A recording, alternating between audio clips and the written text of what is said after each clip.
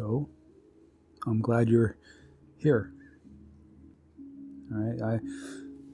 What I want to speak plainly about is why that I practice and why I teach this. Not as a theory, but as someone who's actually lived a long time with a mind that wasn't a friend. For years, my closest companions in life were rage and shame, not ideas of them, the real thing, flames that rose fast within. Sometimes it felt like a cold undertow that pulled me down. And they were always tied to memories of things that did happen and that I didn't want to happen. Right? It was those things that comprised my identity. And my mind was always in a projected future, looking for that identity's fulfillment. And I couldn't tidy them all up with logic, with my intellect, with thinking about them. And they didn't move just because I wanted them to. They actually lived within me. They lived in my nervous system. They shaped my speech. They shaped my choices, my sleep, my relationships. So meditation for me began as a very practical vow. I'm going to retrain this mind so that I'm living with my best friend, not living with a guard or a judge, but a best friend. Not someone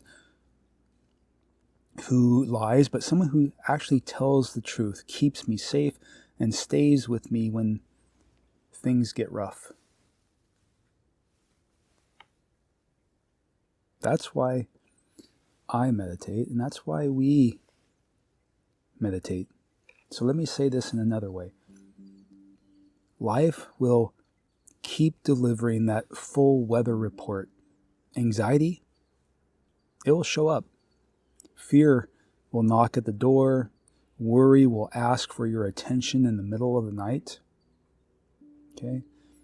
You can't stop the weather. Especially you can't stop the weather from changing, but what you can do, you can learn how to stand in the midst of that storm, all right, that still point, without turning on yourself. You can learn how not to waste your suffering. So let me explain. So when I say do not waste your suffering, I mean this. Don't turn away from the very energies like anxiety, like fear, that are asking to be just met. So that's what they're asking. Your body and mind is trying to heal. It's trying to arise it and dissipate its energy and release it. But we keep getting in the way. So don't spend years of your life trying to outthink what can only be felt and then released. It has to be revealed. It has to be felt, and then that is what heals. Let it come. Let what comes come. Let what is just be exactly as it already is. And then watch how it starts to let go of you when you stop resisting it, when you stop fighting it. That's the miracle here, because this is a trainable skill. Right? Anxiety, rage, shame, that's the practice. So how do we practice? How do we retrain the mind to be our friend? We begin with attention. Simple, human. We sit down, or we stand at the sink, or we walk on a quiet street, or we drive in traffic, or and we feel one breath as it arrives. Then another. We listen to the world as it is right now. The dog next door, the traffic jam, the car alarm, our own heartbeat. And this isn't about becoming special. It's about becoming intimate with what is here without trying to rearrange it, without trying to fix it. Attention is actually friendship in action. And then we set an intention. Not to have a perfect day, but not to get rid of anything, but our intention, our aspiration is just simply to relate differently to whatever happens. To include relating different to rage, relating differently to shame, relating differently to fear or anxiety. That's where the training begins. My words for this live right in my bones now.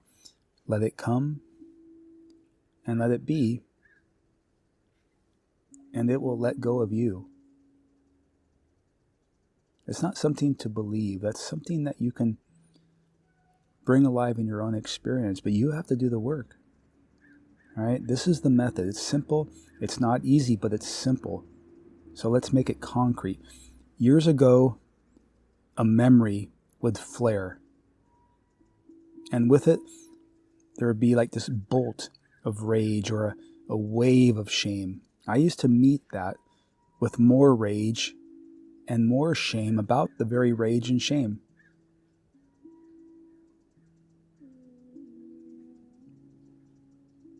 I was trying to put out a fire, all right, by fighting it with gasoline. In practice, I learned something very ordinary and very holy. When the surge comes, name it in a way that frees you. Not, I'm angry, but anger's here. I'm not anxious. No. Anxiety is arising. Not, I'm broken, but shame is moving through me. That shame, all right, that small change of language is how a friend speaks. And you're not reducing how deeply you feel.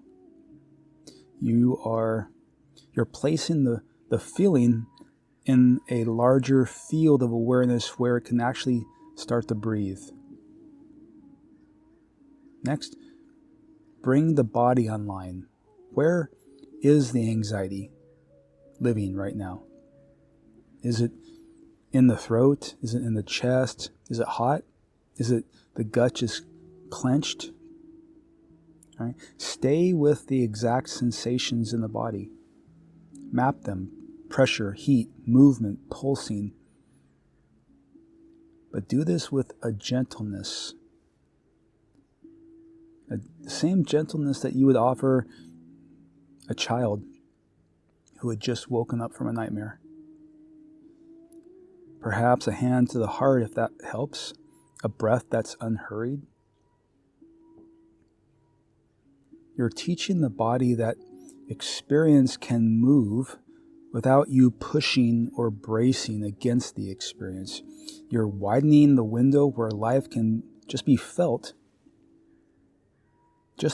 without a fight. But always listen closely for attitude. And this part took me years. I could recognize an emotion and still be at war with that emotion that I'm recognizing. Recognition isn't the same as mindfulness. A friend doesn't slam the door in your face. A friend says, it's okay that you're here. You don't have to leave for me to be at peace. The first time I could say to my own fear, right? The first time I could say to my own shame, if you live here for the rest of my life, it's okay. And the first time that I actually meant that, all right, something softened that had been locked for decades. Same goes for anxiety and fear. The first time that you can honestly say, I'm okay with the fear and anxiety to be here for the rest of my life, and actually mean it, suddenly something shifts. It's the beginning, all right, of the healing of that anxiety and fear. It began right there.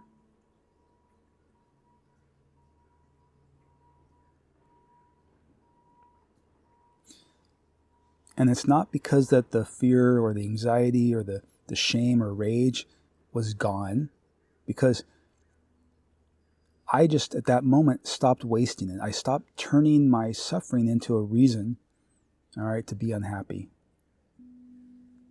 And this is where meditation becomes powerful.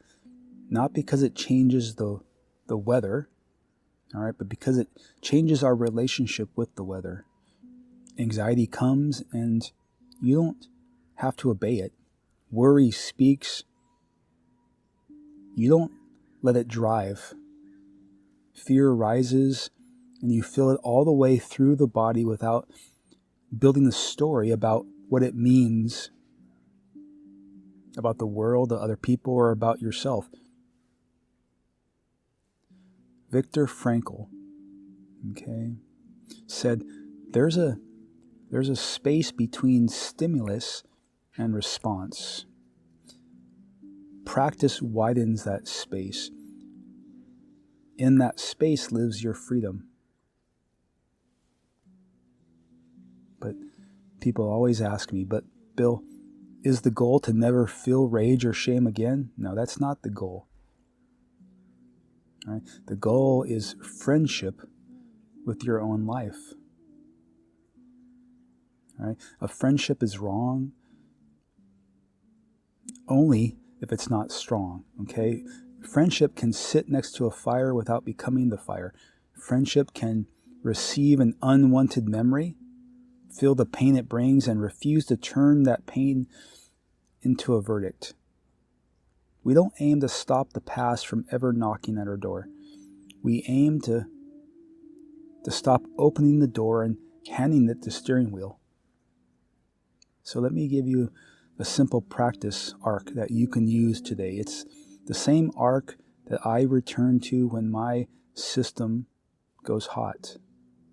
First, arrive, feel the feet, feel the seat, feel one breath, nothing fancy. Second, just name it gently. Worry is here. Anxiety is here. Shame is here. Rage is here. Just keep the naming kind, though.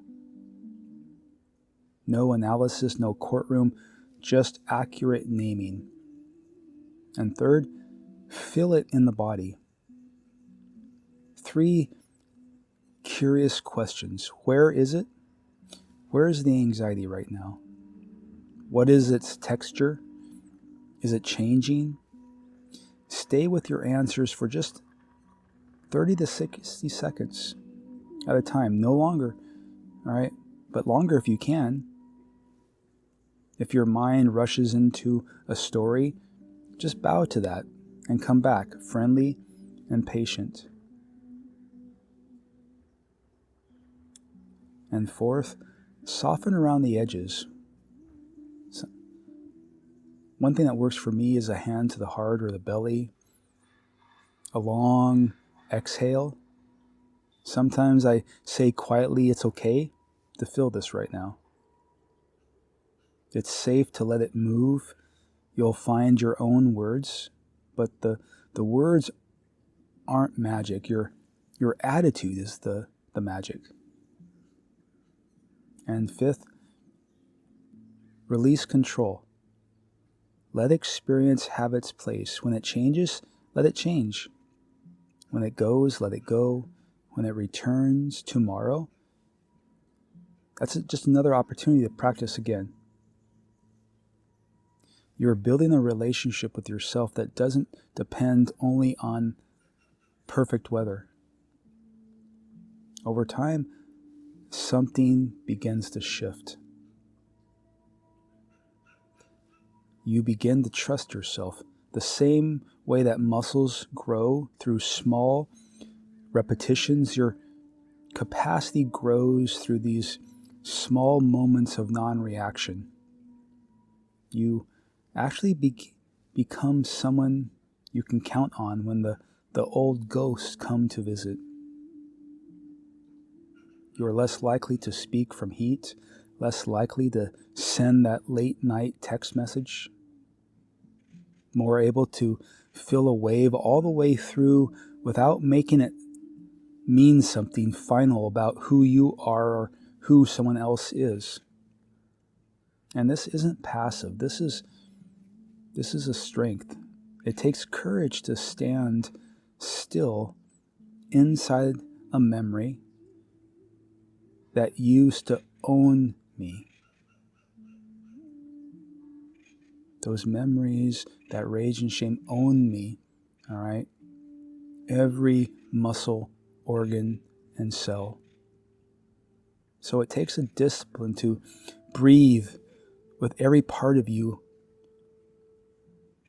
when every part of you wants to run or fight or numb or do as a way to not feel what's here. It actually takes love to offer your own heart the care you once withheld. That love isn't sentimental. It is actually the training, the retraining. I often say, don't measure your progress by how often you feel good. Measure your progress by how quickly you remember how to be a friend to yourself when you don't feel good.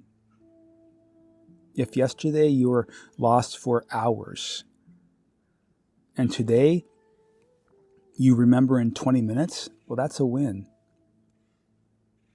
If last year you exploded and today you just excuse yourself, step outside and breathe for 5 minutes while that surge passes, well, that's a win. If you fell down and then you practiced again, that's a win. This path is built of many small, faithful moves. And here's what begins to happen. The mind that once attacked you becomes more trustworthy. The body that once felt like an enemy becomes home. The past remains, but that past no longer writes your next sentence. It no longer compels your next word, your next deed. You move through the world with a quieter nervous system. You can be successful and still kind.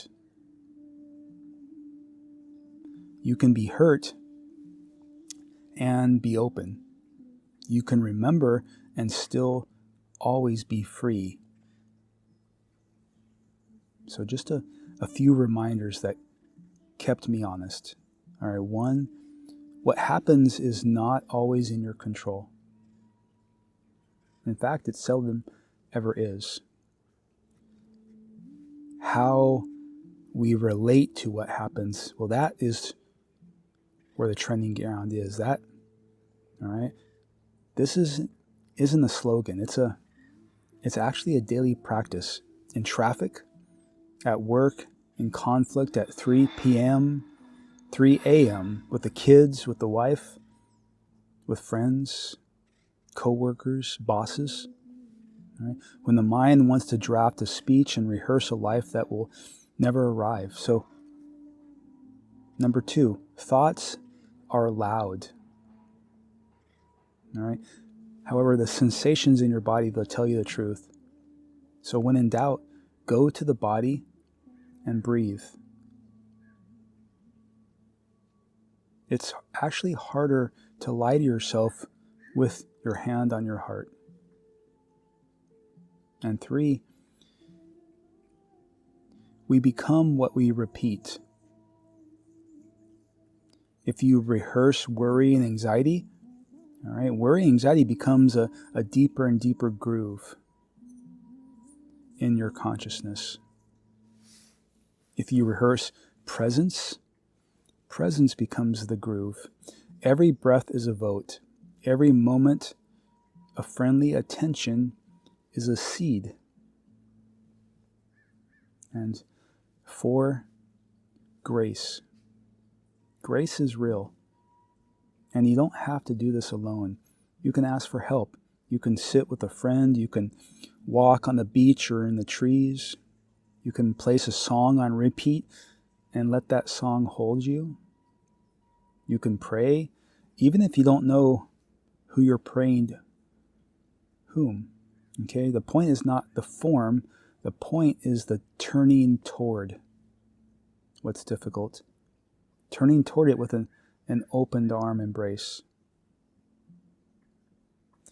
Rumi, a 13th century Sufi mystic and theologian, said that the wound is the place where the light enters you. And I didn't understand that when I was busy hiding my wounds and performing a life I thought would keep me safe. Now, I hear it as an invitation. Don't waste your suffering. Let it teach you how to love what's hard to love. Let it show you where you still abandon yourself. Let it turn you into someone that's merciful. So, why we meditate? Because we're training the one thing that travels with us through every season of our life. We're training the attention to be steady. We're training the heart to be brave. We're training the body to feel and release what was once, in at least my case, unmanageable. We're training the mind to become our best friend. So if you remember nothing else, remember this simple path. When pain arises, pause, name it, feel it, offer it kindness, breathe, let it be, and in time it will let go of you. Repeat as needed. 1 time, 10 times, 1,000 times, 1,000,000 times or more. I've done this. Not as punishment. This is freedom taking root. Take a breath in and out. Right now, just take a breath in and out. Notice any ease that's already here. Notice any pressure that's still here. Both can exist in the same room. You don't have to choose one against the other. Just choose friendship.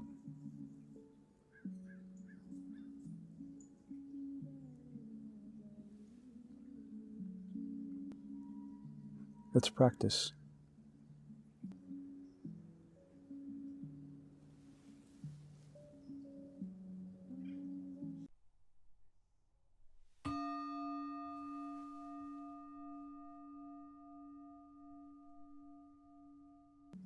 Find that comfortable position.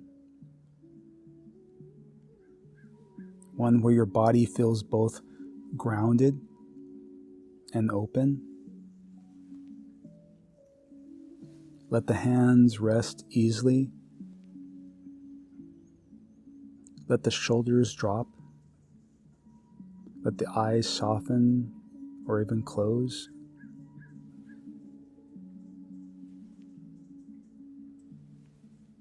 Take a slow, natural breath in through the nose and out through the mouth.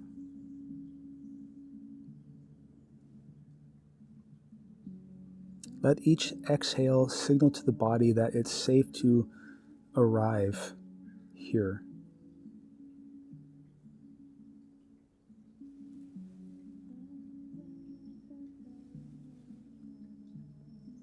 This meditation is about retraining the mind to be in love with itself. Not a mind that avoids what's unpleasant. Not a mind that hides from its past. But a mind that learns to meet whatever arises with the tenderness of a friend.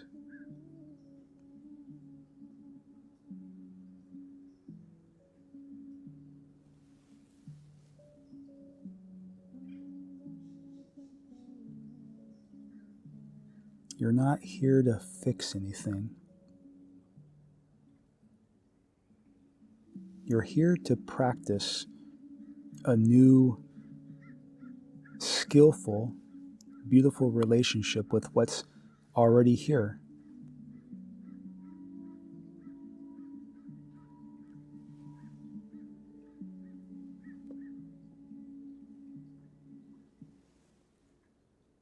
So begin by just sensing your feet.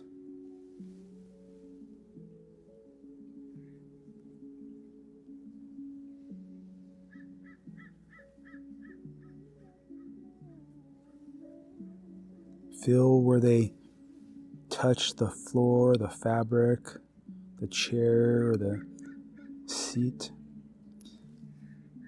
Let awareness spread through your soul, steady, connected, alive.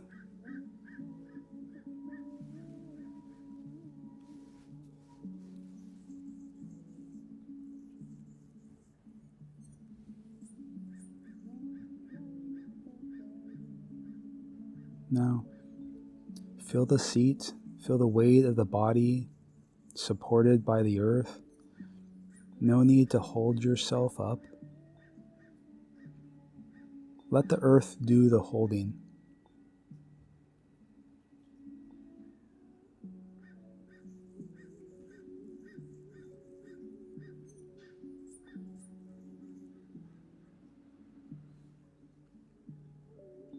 Let the breath move naturally, no control, no correction, just noticing.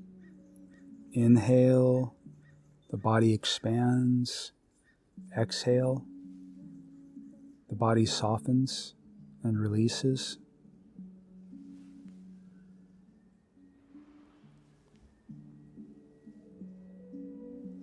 As you breathe, sense that each exhale is a small act of letting go. Letting go of striving.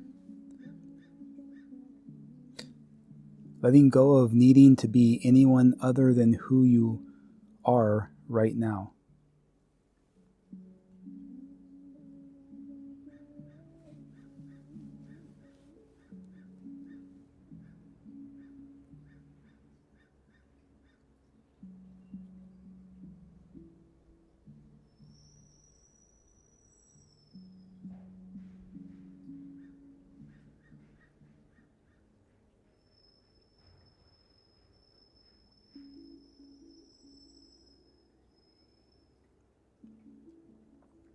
Now, bring attention to the space of the mind itself, the space in where these words that I'm speaking are perceived and become thought. Thoughts come and go. Images, memories, plans, fragments of conversations, all arising from and within space of awareness.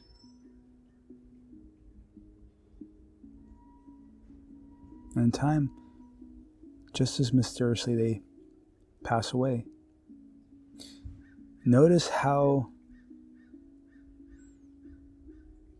there's some part of you that moves toward what it wants and moves away from what is unpleasant, what it doesn't want. Notice how quickly the mind judges, compares, imagines, defines.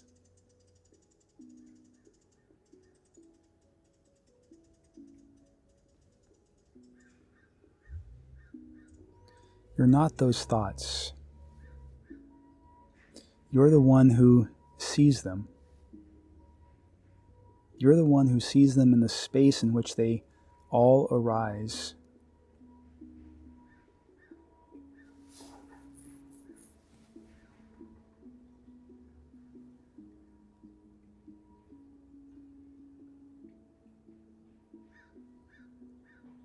Each time you notice a thought, simply name it gently. Often, you won't notice that you are thinking until after you have thought. And then you'll wake up and realize, I was thinking. So remember it and name it gently.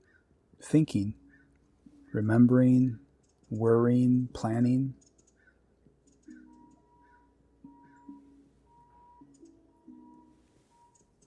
And then just come back to the breath, to the body, to this moment. This simple act is how we retrain our mind over and over again. With patience, with love.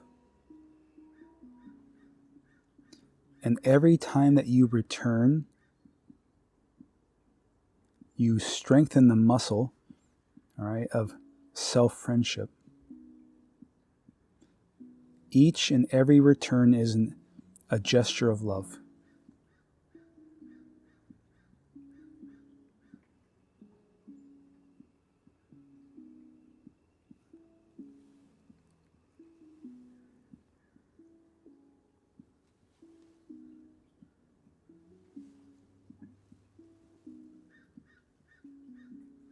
Now, let's just invite awareness into the heart space. Notice what's here right now for you. Maybe calm, contentment. Perhaps there's restlessness, boredom, whatever the heart state.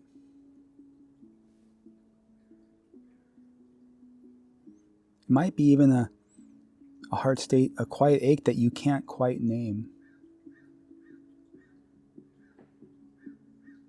All right, whatever it is, whatever is here belongs. You don't have to chase it away or pull it closer, just feel it.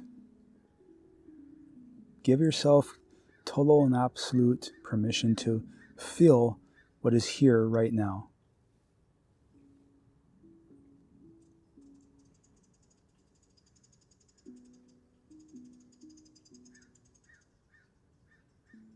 If there's a difficult emotion, sadness, fear, shame, anger, anxiety, worry, see if you can soften around it. As if making more space for it to breathe.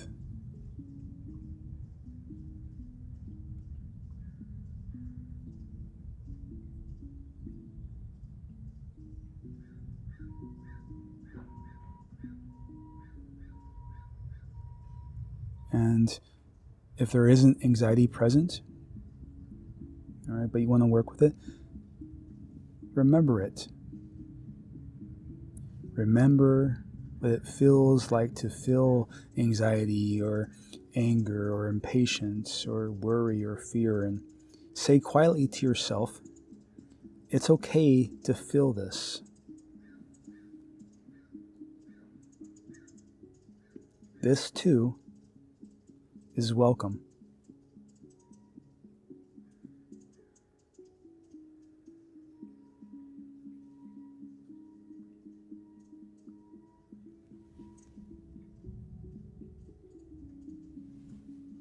And when it gets difficult, as life always will present us with, it's okay to bring a hand to your heart, to feel the warmth of your own touch. This is how the mind learns to love, through direct experience of kindness.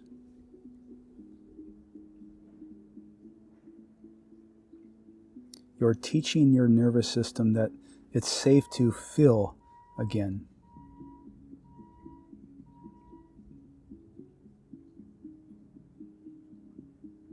You're teaching the heart that it no longer needs to fight itself.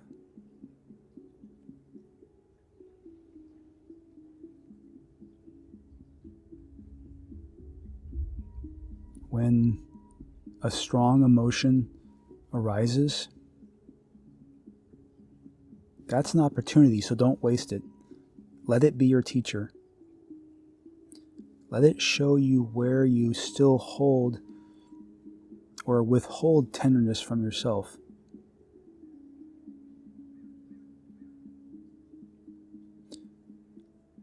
Have that strong and difficult emotion be your mindfulness bell.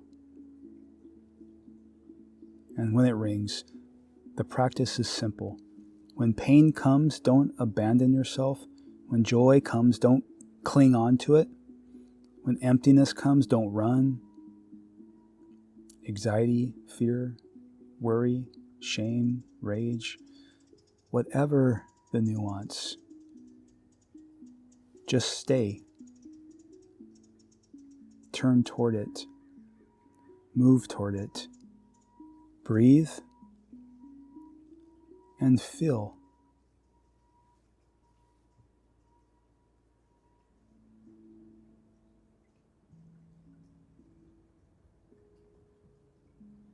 Now imagine your mind as a young child. A young child learning how to walk, curious, wobbly, sometimes falling. How would you speak to that child? Would you scold them for stumbling? Or would you smile? Reach out your hands and say, "It's okay. You're learning. Let's try again."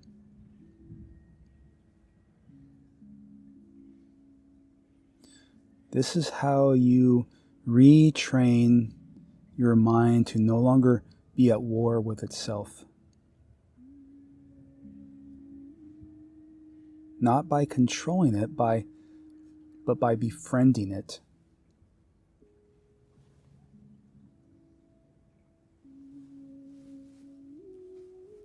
Each breath is a reminder. You're already whole. Nothing needs to be added. Nothing needs to be erased.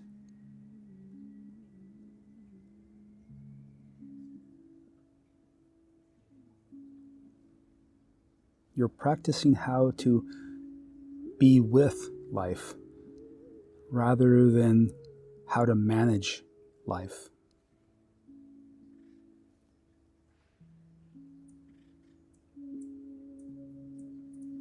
Let the breath flow in and out.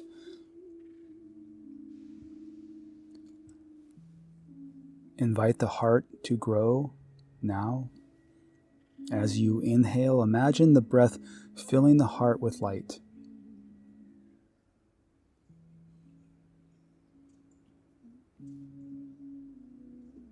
As you exhale, imagine that light spreading through the entire body.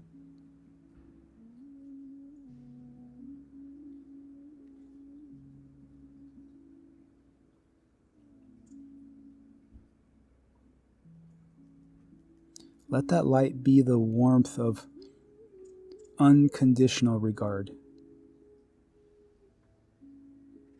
In the same way that the sun shines without asking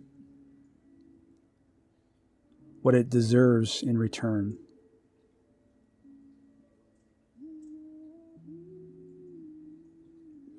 Inhale, feeling the warmth gather in your chest. Exhale, letting it radiate outward.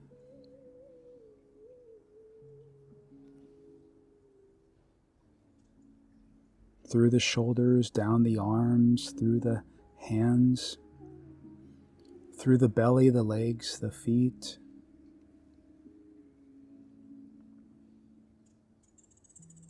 Now imagine that same warmth bathing the mind itself. Every thought, every memory, every hidden corner touched by that light. Nothing excluded.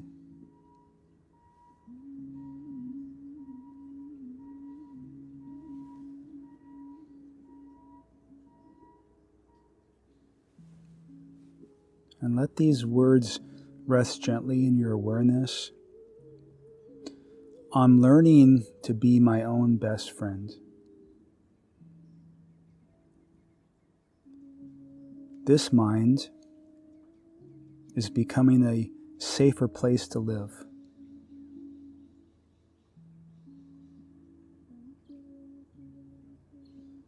Whatever arises in me is worthy of care.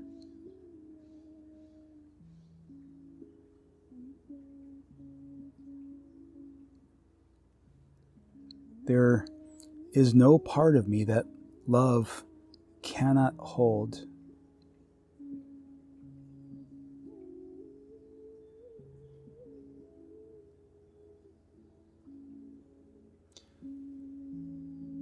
Feel the truth of that.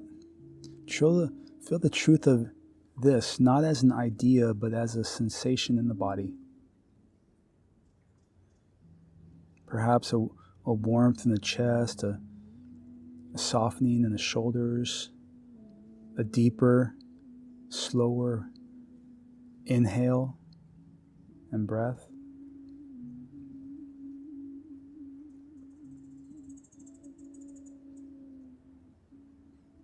And just stay with that feeling for a few breaths. Inhaling gratitude, exhaling ease.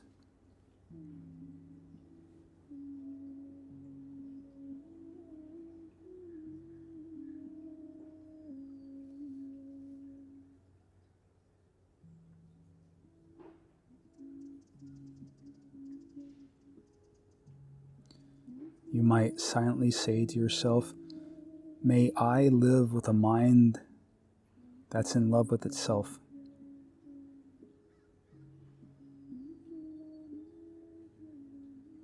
May I retrain this mind to not be at war with itself.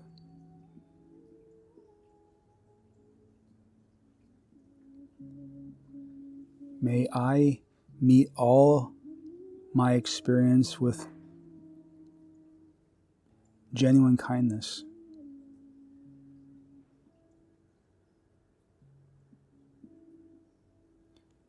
May this love ripple outward, touching everyone I meet.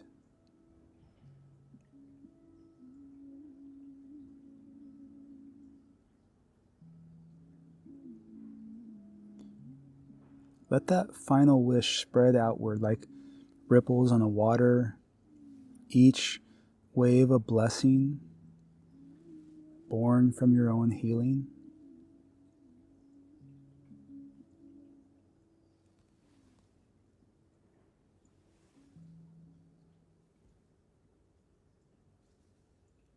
And let go of any technique. Just rest in that quiet presence that's already here. that part of you that's never been broken, never unworthy, never separate from life.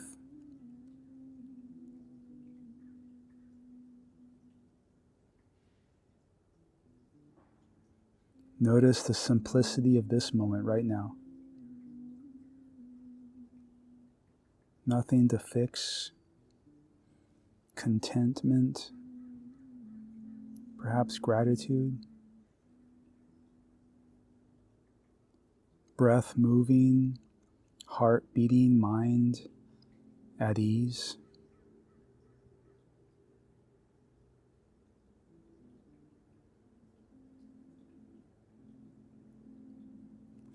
Really feel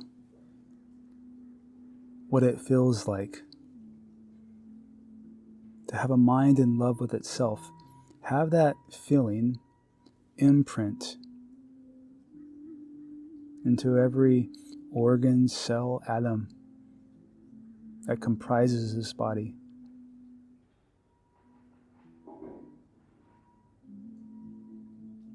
Take one last deep breath.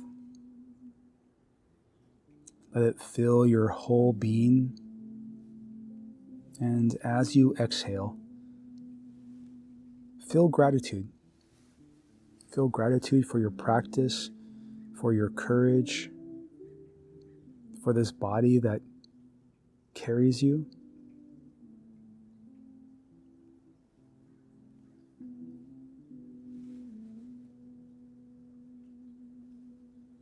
And remember, every moment is another moment,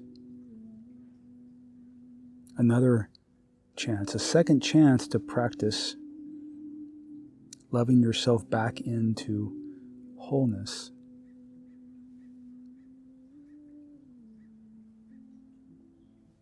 From my heart to yours.